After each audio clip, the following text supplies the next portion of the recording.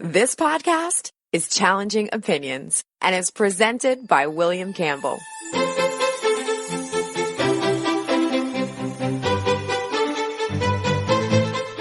Thank you for downloading the Challenging Opinions podcast for December 23rd, 2019.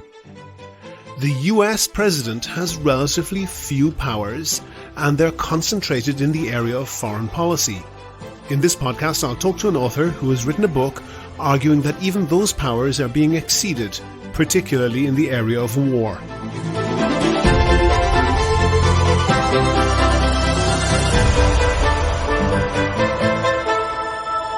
Challenging Opinions is the podcast where ideas are tested.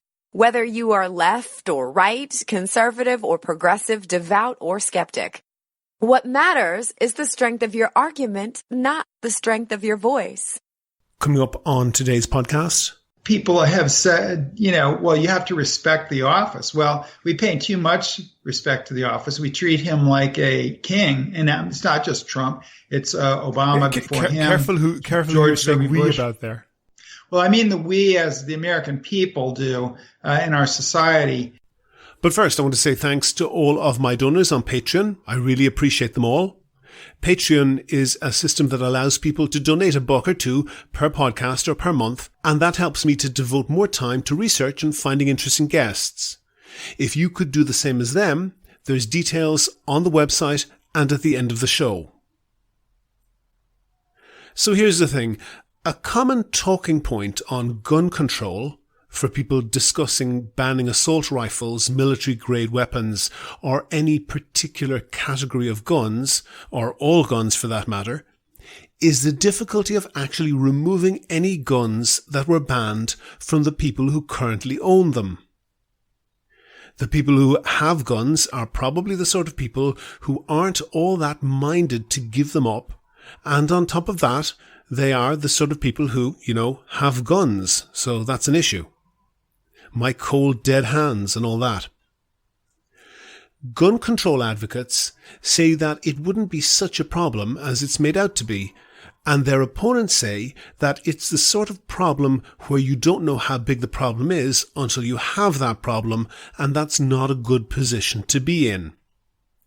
But now we have a test case. On March 15th, an Australian immigrant murdered 51 people at 2 mosques in Christchurch, New Zealand, apparently motivated by far-right white nationalist ideology. He was arrested and will be tried next year, but in the immediate aftermath, the Prime Minister announced that there would be major new restrictions to firearms ownership in New Zealand. Before the attack, there was relatively little control on the ownership of guns in New Zealand. It was probably the only developed country other than the United States not to require the registration of all firearms, although they did require the registration of the type of automatic rifles that were to be banned. New Zealand is a relatively small and thinly populated country. It's about the same size and population as the state of Colorado, and with a similar layout, a couple of bigger cities, some smaller towns, and lots of wilderness. There are lots of guns in New Zealand, perhaps 1 gun for every 4 people, which is a huge number by the standards of most developed countries, but only a fraction of the level of gun ownership in the US. Anyway, military-grade automatic rifles have now been banned in New Zealand, and this week the buyback scheme ended. This scheme offered 95% of the purchase price of now banned guns to owners who turned them in. So how did it go? 56,000 weapons were handed in, but it's difficult to say exactly how successful that was. What percentage of the banned guns were handed in? To work that out, you need to have an idea of how many of those guns were out there in the first place, and estimates of that vary, to say the least. The Council of Licensed Firearms Owners is New Zealand's pro-gun organisation, and they claim that there were 170,000 such guns in the country before the buyback, and their spokesperson, Nicole McKee, said that 50,000 is not a number to boast about. That's a reasonable point. It would seem that exactly 1/3 of those 170,000 guns were turned in, but before the buyback began, New Zealand police said that there were about 15,000 registered guns in that category to be collected. Since they collected 4 times that number, it's clear that the 15,000 number was a big underestimate, but there's no real evidence for the 170,000 number either. The person giving it, as I say, is from the biggest pro-gun organisation in New Zealand, and it's a bit ironic that it's called the Council of Licensed Firearms Owners, since if what they're saying is true, then way more than 90% of their members are breaking the law by not licensing their firearms as required by law. But one thing that didn't happen was any resistance. Many guns were handed in. Undoubtedly, many weren't, though it's impossible to say really how many. But there were no shootouts, no armed resistance. All countries are different, of course, but New Zealand is about as close to a guinea pig for a mini United States as you can get. It's got a similar settler frontier spirit. It's got wide open spaces where people live far from any real government authority. So how is a ban on already widely distributed firearms going? Middling. No resistance, no violence.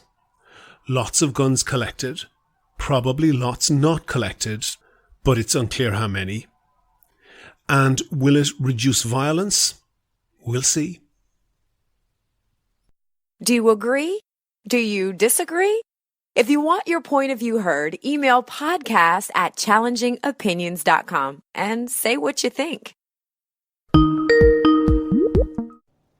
On the line, I have Ivan Eland. Ivan's a senior fellow at the Independent Institute. He has a PhD in public policy from George Washington University. He's been a director of defense policy at the Cato Institute. Earlier this year, he published War and the Rogue Presidency, Restoring the Republic After Congressional Failure. Ivan, you think that the president and the presidency has taken too much power to itself. Why is that? How did that happen, and why is it a bad thing? Well, of course, the presidency has vastly increased in power since the Constitution was written back in the late 1700s, and it didn't for a long time. At the turn of the 20th century, it was really pretty much the same office as it had been originally. Of course, there had been spikes in presidential authority during the Civil War and that sort of thing. But really, the presidency was the same office, and it was a modest office. And the Congress was supposed to be the premier organ of the federal government. Of course, of the 3 branches that we have, they're all independent, but they also have some shared powers as well. But the Congress is in Article 1 of the Constitution for a purpose, that's saying that the people as houses should decide policy, and that the president should merely execute the laws domestically and execute any wars that the Congress decides on or declares overseas, or in some cases closer to home. But at any rate, the president was supposed to be an executor, which is why they call it the executive branch. But over time, in the 20th century, we had very big wars, World War I, World War II, and a Cold War. And then we had more recently the War on Terror, which still goes on. And all of these wars have vastly increased presidential power simply because it's very hard for the Congress, which has 535 members in both houses, to run wars. And we've gone we've intervened over U.S. history 500 times, but a quarter of those have come in the last 2 decades. So it's and many of these have been small, but some of them have been larger as well. Like the most recent Iraq War. So, but these wars, especially the big ones or the long ones, such as the Cold War, which was a Cold War, but meaning not engaged in a hot war. There were hot wars within that Cold War, but it was over 40 years. Yes, the U.S. and the Soviet Union going back, and of course there was a nuclear threat that could have destroyed the world. Then after that, we had a little bit of a break during the 90s, but then of course we got it after 9/11, we got into the war on terror, which was much like the Cold War. It's been a long haul, and a lot of times, executive power increases as well there. So it's not just one president. It probably started way back in Woodrow Wilson's time during the First World War. Yeah. So that explains that more power has accrued to the presidency. But is that necessarily a bad thing? I can see how also, as you say, this may not be what the founding fathers had intended, but is it necessarily a bad thing?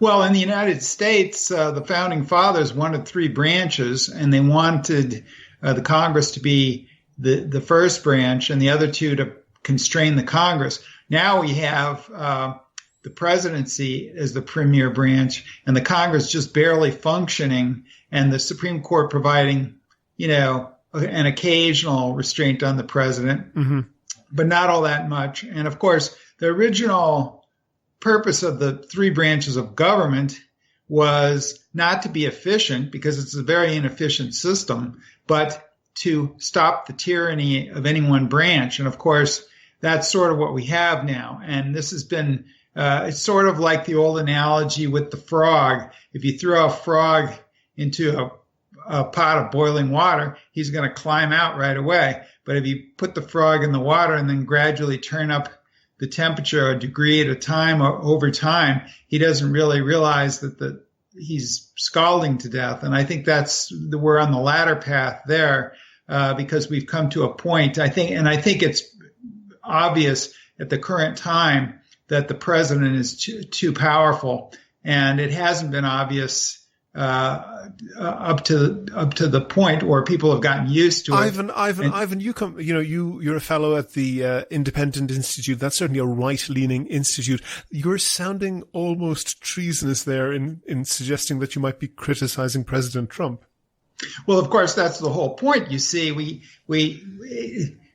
people have said, you have to respect the office. Well, we pay too much respect to the office. We treat him like a king, and it's not just Trump. It's Obama before him. Careful who you're saying we about there. Well, I mean the we as the American people do in our society, because we expect the president to provide comfort when there's either a school shooting or a natural disaster or something else. And of course, the founders never envisioned that role. Like he's the father, in chief, as well as the president in chief, and even the commander in chief. He's the commander in chief of the armed forces, as the Supreme Court said during the Truman administration. He's not the commander in chief of the country. But you never know if the latest modern presidents have operated that way. George Bush, for example, said that he could disobey laws that the Congress passed because it was a national emergency after 9/11. Okay, hold on that thought there for a minute, because you're describing something that has unquestionably happened. But is it perhaps inevitable, given that we live in a much faster moving, much more complex world than the founding fathers ever envisaged? And there is a joke that if the Congress building was on fire, the Congress might assemble a committee to examine the price of fire extinguishers. It's just too large a body to make snap decisions at the speed that sometimes they need to be made. Isn't it just inevitable that power then accrues to the president? Well, I mean, certainly transportation and communication methods have increased presidential power. Now, whether they really needed to, that's another question. This argument, the complex society argument, was one of the arguments that Woodrow Wilson originally made. He was a PhD political scientist, and he saw the opportunity for, this complex world. That was the original progressive viewpoint that we had to have experts run the country and they had to be able to act fast. And of course, this argument was magnified during the Cold War with the confrontation with the Soviet Union. But of course, the founders have, in terms of warfare and foreign policy, the founders had already built that into the system. They changed, during the Constitutional Convention, they changed the word, the Congress will make war to the Congress will declare war. And the reason that they did it, they even said that, was because the president might have to, in extreme circumstances, run a self-defense if the United States were the country attacked. gets invaded. You can't wait until the whole of Congress assembles. Yes, but they always intended that the Congress would eventually declare war, even in those cases. But in offensive war, which most of our wars now are offensive, meaning overseas, the country is not under attack. And even after 9/11, it wasn't to repel the attack. We went to Afghanistan to root out the problem. And of course, they did pass a resolution, at least approving the military action against the Taliban and Al Qaeda. So, of course, that's been, abused to attack everybody else in the planet. But anyway, so this idea, even during the Cold War, the United States could have retaliated if they saw that the Soviets were going, or any other country, such as China later on in the Cold War, if they were going to launch a nuclear attack against the United States.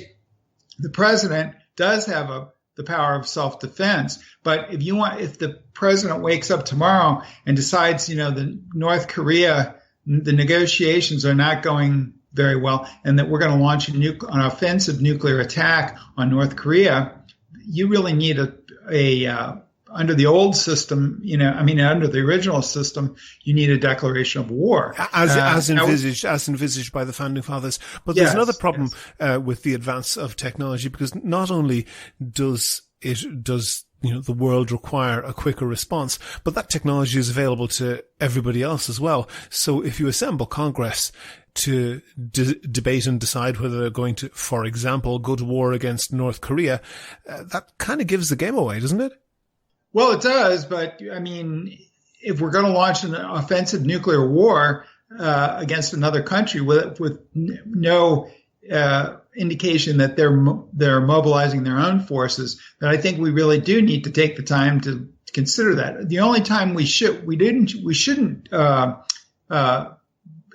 spend that time is if we're under attack, either nuclear or conventional. But of course, the founding system still works. This idea during the Cold War that we had to have split-second reaction, that was already built into the system under the founders' system. So Ivan, I might sound like I'm advocating a nuclear war here, which I'm not doing really, but just for the sake of argument, for example, North Korea has an enormous range of artillery pointed straight at Seoul, which is the capital of South Korea, which is about 25 miles away from the border. And the assessment is that they could cause several 100,000 civilian casualties within a few minutes by just releasing all of that conventional artillery. So one must admit there are some cases where the United States would need to make a surprise attack. And that would really be pretty much impossible if that wording was followed strictly. Wouldn't that be true? Well, of course, the first problem is that we've committed to all these alliances and we have troops stationed overseas. So if you want to stretch the original founders to say, well, the president can also defend an attack on any U.S. forces overseas, I suppose you can do that. But the real problem there is that we have these forces overseas, and these countries, South Korea, the Europeans, Japan, they're all rich enough to, they're usually arrayed against countries that are poorer, namely North Korea, Russia, and certainly maybe not Japan and China per capita income is below Japan, but of course, the allies could band together against China and be the first line of defense. The problem is we're the first line of defense, and that gives you no time to do that. But even if you want to say, well, we do need to defend these places, well, I suppose you can say the self-defense capability should apply to our forces overseas, since we're running this sort of foreign policy. But I would also question whether we need to run such an active foreign policy overseas by defending all these countries, because they're perfectly capable of defending themselves. Yes, that might be a different debate. And I think we'll move away from nuclear war, since it's not the happiest of topics.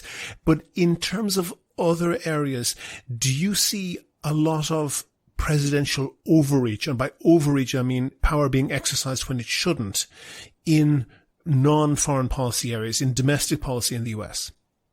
Yes, I think so. And Arthur Schlesinger was a historian, and during the Nixon administration, he was concerned about Nixon's overreach. And his theory, he coined the term imperial presidency. Mm-hmm. This presidency had built up in foreign policy, but then he said, well, you're turning it inward. And he cited the Watergate episode, which the plumbers unit started, which was the unit that the Republican Party started breaking I should into very various briefly places. explain. I should very briefly explain the plumbers. This was an analogy. They were there to fix leaks, but not leaks in water pipes. They were there to bug the offices of people who Nixon thought was being disloyal and were leaking information to the press. And these were operating under the direction of Nixon.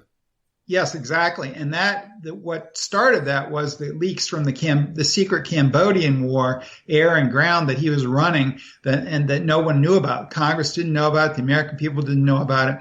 Mm-hmm. And so foreign policy. But of course, then they started this unit to bug people they thought were leaking this in the Defense Department and other places. And of course, then this group of people started were used for campaign dirty tricks, breaking into the Watergate Hotel and other planned burglaries. Used by the Democrats as an office. Yes. So that's how the Watergate scandal. But there's other instances. I mean, in George W. Bush administration, he used this torturing people against the torture laws, both domestic and international. He suspended habeas corpus, which only Congress is supposed to do. Mm-hmm. He had military commissions, which are unconstitutional. People are supposed to get a jury trial, except if you're in the military during war. And so, and also domestic spying, which was against the law. And he violated all these laws domestically. But he said, well, terrorism, they attacked us on our home soil, so I need to do all this other stuff. And in fact, Congress specifically, the White House had requested in the United States, the phrase "in the United States," and the Congress rejected that because they knew that was an invitation to do this stuff. Well, he did it anyway. So, yes, there are numerous examples. War usually leads to bigger government at home. And a lot of times, like during the Vietnam War, of course, we had all sorts of domestic spying with the Army, the NSA, the CIA on domestic anti-war groups. World War I, World War II. We also had these types of things. World War II being the incarceration for absolutely no reason of Japanese and Japanese Americans, et cetera. So these types of things. And of course, just government penetration of the economy during these wars, and even during the Cold War, the military-industrial complex and that sort of thing increased the government's size as well. And of course, Congress abdicated a lot of its power during these wars and in the Cold War because of this idea of the ideas that we've just been saying, that this faux idea that the president need to respond on a hair's notice to various things. Because if you have an overactive foreign policy, you're gonna create emergencies for the government to fix, right? And when you do that, then of course the president has to do it because it's an emergency. We just saw President Trump saying, well, there's a border emergency, so the Congress has refused to fund my border wall, so I'm going to raid the Defense Department to get the funds. And of course, that was totally illegal, and he was abusing a national emergency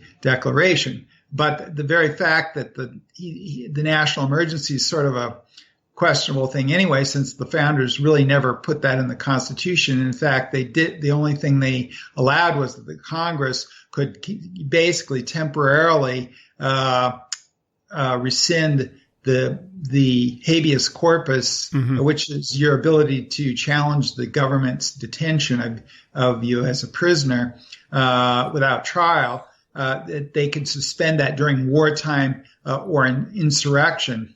And of course, Bush did it without that, and it's supposed to be done by Congress. So this was, this national emergency is broader than that. And of course, there's nothing in the Constitution that says we can ever have a national emergency. Ivan, you've thrown my line of questioning off because you're coming across, I had perhaps anticipated coming from the Independent Institute and the Cato Institute that you might take a more right-wing perhaps line. You're coming across maybe as a hippie peacenik there. I hope you take that as a compliment. But steering away from, and I know that it's very important for this issue, but steering away from international affairs, war and so forth, do you think that there is just the march of technology, that everything is bigger now than the founding fathers could even have imagined, that government needs a guiding hand? And you said the word of that the president comes across almost like a father, but there is a need for a unified theme of government, isn't there?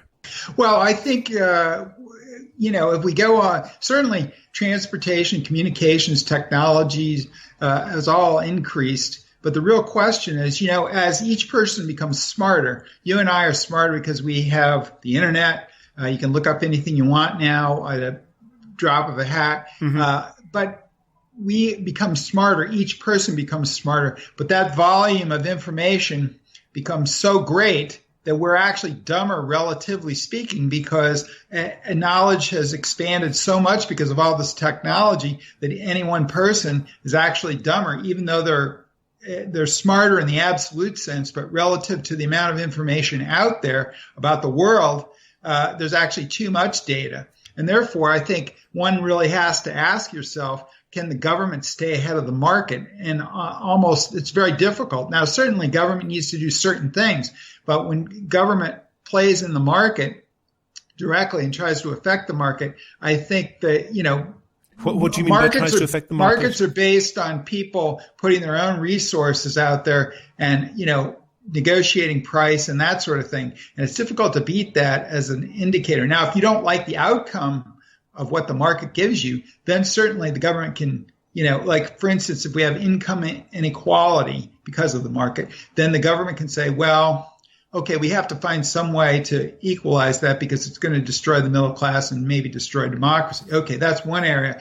Climate change is another one. There may be areas where the government needs to do something in some of these areas, of course, but I think it should be it should be the last resort, and it also should be after the market is allowed to work. And if you don't like the market outcome, then the government should be restrained in those areas, even under those circumstances where you might think that there's more of a role for a government. Because I think that where the technology has made the government less able to run society, because it's always behind the market indicators. Because laws, the Congress passes laws, and then they'll say, well, this is kind of out of date. Well, the last time we took it up was 10 years ago, right? Or 20 years ago or something, And so politics goes a lot slower than the technology. And so, I think the government should be more modest about, running a society. I think Woodrow Wilson's argument is not very good. In fact, it's the opposite. I think as society grows more complex, the government is less liable to do a good job. And an example is 9/11. Here we had a small terrorist group who was nimble, and they attacked us. So the first thing that happens is we increase the government. We increase the intelligence community. We build a new bureaucracy over the intelligence community. We squish a bunch of agencies together and put a new bureaucracy of Homeland Security Department, a whole new department over this. And of course, the Homeland Security Department is notorious for being ineffective and inefficient. But so we're fighting this nimble terrorist group. Pause there, Ivan. You said Homeland are notorious for being inefficient and ineffective. That may well be true, but they do suffer from one disadvantage in that they can't really crow about their successes. When they're successful, nothing happens and nobody hears about them. There is a possibility that we don't know that they're doing very important things all the time. And that kind of speaks to what I think would be a pushback against your argument that there is a need for nimble responses, even internally, even if you disregard the war, which is obviously a major part of the president's responsibilities. Do you think that that role should just be forgotten about? Well, no, but I think that first of all, bureaucracies tend to crow in general about their having been in the security bureaucracies for 15 years. Mm-hmm. Bureaucracies will find some way to crow about their accomplishments in a general way. They may not give the details of this or that thing because it's classified or whatever, but they will find it. They will find a way to let Congress and the American people know that that they had this success. I'm not saying they never have a success, but what I'm saying is, I was using this as an example. You have this small, nimble terrorist group. We usually get attacked by countries if we get attacked, like Japan. We haven't been attacked many times. Mm-hmm. The British invaded after we had already declared war in 1812, and then we have the Japanese attack on Pearl Harbor. Those are the two major ones. But usually we get attacked, by anybody, by a government, a country. This was a small, nimble group. So what do? The tendency in Washington is, well, we've got to make the bureaucracy bigger to fight this. Well, if you want to fight terrorism, the worst thing that you can do, the problem was during 9/11, the intelligence community and the law enforcement community, they weren't talking to each other. And so now we have bigger bureaucracies to fight a small, nimble group. In fact, probably the best thing to do would have been to streamline. At the time we had 16 intelligence agencies. Now we have 17 with the new bureaucracy they took. So, but maybe you should have streamlined, these agencies so that they could effectively talk to each other and fight the nimble group. Because of course, the terrorists, they didn't have to go through an interagency process to attack the United States, and that's still true today. So if that's one of the major threats, I think that's a big problem. So the government just tends to increase and reflexively whenever an attack happens. Okay, so you then say that you suggest reforms that would allow Congress to rein in a rogue presidency. Can you give me what your top reform would be? Well, I think, that first of all, the Congress has to centralize itself more, simply because to compete with the president. One of the biggest developments of the presidency was way back in William McKinley's term, back at the turn of the 20th century, when we first had a national press. The newspapers started networking or syndicating across the United States. So that's when the national press came into being. Well, he manipulated the national press so he could talk to the people directly, as using the bully pulpit. Now this became famous. Now he's got Twitter, but tell me, Ivan, specifically, what's your top reform?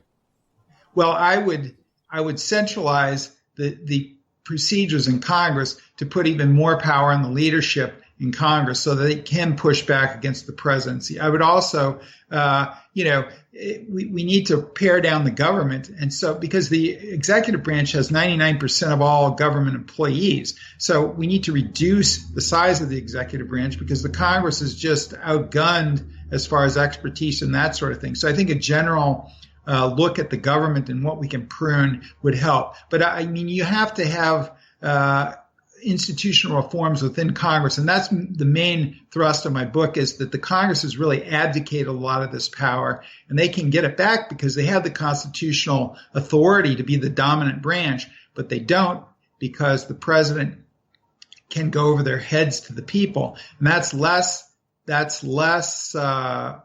likely if the leadership of both branches of the Congress has centralized leadership and more party discipline. But we're in a partisan time, but our parties are not that strong.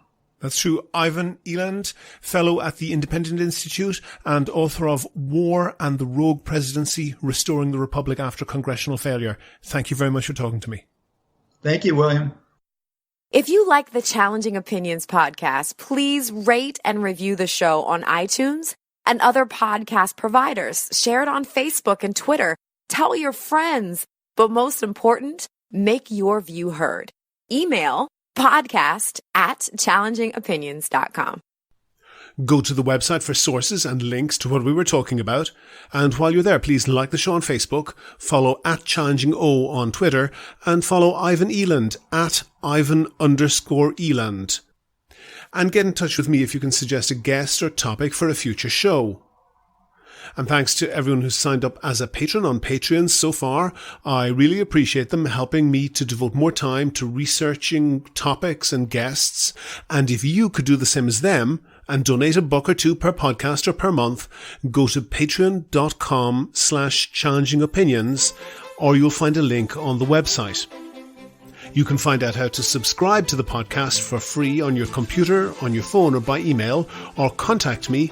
It's all at www.challengingopinions.com. The Challenging Opinions podcast is produced and presented by me, William Campbell. Thank you for listening.